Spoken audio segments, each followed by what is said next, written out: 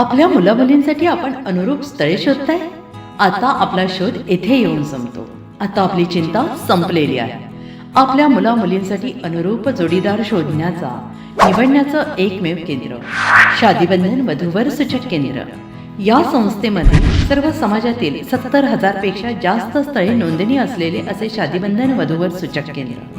संपूर्ण महाराष्ट्रात आणि कर्नाटकात प्रसिद्ध असलेले एकमेव वधूवर सूचक केंद्र म्हणजे शादीबंधन वधूवर सूचक केंद्र, ज्यांच्याकडे आहे सर्व समाजातील सर्व जाती आणि पोटजातीतील 70,000 पेक्षा जास्त स्थळांची नोंदणी. आपल्या इच्छेप्रमाणे वर्गवारी करून अनुरूप स्थळे निवडण्याची सुविधा. एक वेळा जोडले जा आणि आपलं जीवन सफल करून घ्या.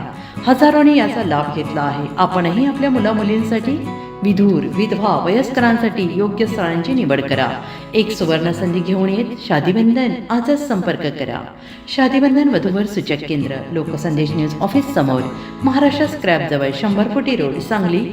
पिनकोड 416416. Customer care number 9922864545. आमच्या वेबसाईटवर स्थळे पहा. आमची वेबसाईट आहे www.shadibandhan.in.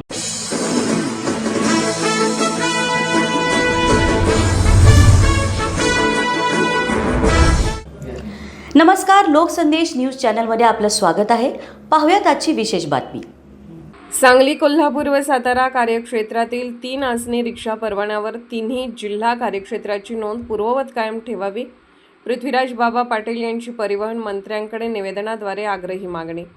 परिवहन मंत्री नामदार प्रतापराव सरनाईक यांचा सकारात्मक प्रतिसाद. आज राज्याचे परिवहन मंत्री नामदार प्रतापराव सरनाईक यांची भाजपा नेते पृथ्वीराज बाबा पाटील यांनी भेट घेऊन सांगली, सातारा व कोल्हापूर कार्यक्षेत्रातील 3 आसनी प्रवासी रिक्षा परवान्यावर पूर्वीप्रमाणेच 3ही जिल्ह्यांची नोंद कायम ठेवण्यात यावी अशी मागणी निवेदनाद्वारे केली. या प्रकरणी मंत्री महोदयांनी सकारात्मकता दर्शवली आणि माननीय परिवहन आयुक्तांना तपासून पुढील कार्यवाही करण्याचा आदेश दिला. सांगलीपासून अवघ्या 4 किलोमीटरवर कोल्हापूर जिल्ह्याची हद्द सुरू होते, तर कासेगावपासून 3 किलोमीटरवर सातारा जिल्हा व मिरज शहरापासून 7 किलोमीटरवर कर्नाटक राज्य सुरू होते. मिरज ही आरोग्य पंढरी आहे, त्यामुळे दररोज तिन्ही जिल्ह्यातील रुग्ण मिरजेत उपचारासाठी परवडणाऱ्या 3 आसनी रिक्षाने जिल्हा अंतर्गत ये-जा करतात. तसेच तिन्ही जिल्ह्यातील धार्मिक स्थळांच्या दर्शनासाठी भाविक तसेच छोटे व्यावसायिक व विद्यार्थीही जिल्हा अंतर्गत रिक्षानेच मोठ्या संख्येने ये-जा करतात. अलीकडे रिक्षा परवाना नोंदीत फक्त एका जिल्ह्याची नोंद असल्याने अन्य जिल्ह्यातील वाहतूक पोलीस व RTOकडून रिक्षा चालकांवर दंडात्मक कारवाई केली जाते. त्यामुळे हाकनाक रिक्षा चालकांना आर्थिक भुर्दंड सोसावा लागत आहे. पृथ्वीराज पाटील यांनी ही बाब परिवहन मंत्री नामदार प्रतापराव सरनाईक यांच्या निदर्शनास आणून दिले. यावेळी मंत्री महोदयांनी लवकरात लवकर रिक्षा चालक आणि परिवहन प्रशासन यांची बैठक घेऊन उचित निर्णय घेऊ अशी ग्वाही दिली आहे, अशी माहिती भाजपा नेते पृथ्वीराज बाबा पाटील यांनी दिली आहे.